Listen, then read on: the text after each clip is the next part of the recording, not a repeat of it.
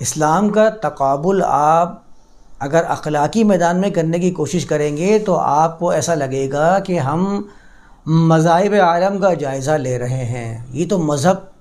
ہی ہے جیسے کہ دیگر مذاہب ہیں۔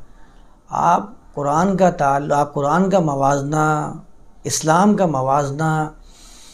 دیگر مذاہب سے کیسے کر سکتے ہیں؟ وہ تو اخلاقی تعلیمات پر اور پرستش کی بنیاد پر قائم و دائم ہیں۔ آپ کو اگر اسلام کا تقابل کرنا ہے تو دنیا کے آئین کا، دنیا میں جو حکومتیں کامیاب سمجھی جاتی ہیں ان کے قوانین کا آپ ذرا جائزہ لیں اور تقابل کریں، اس کا تقابل کریں قرآن سے، تو آپ کو معلوم ہوگا کہ ہاں یہ ہے جو اللہ نے پیغام دیا ہے، جو اللہ نے قانون دیا ہے، اور یہ ہے وہ قانون جو لوگوں نے خود سے بنایا ہوا ہے۔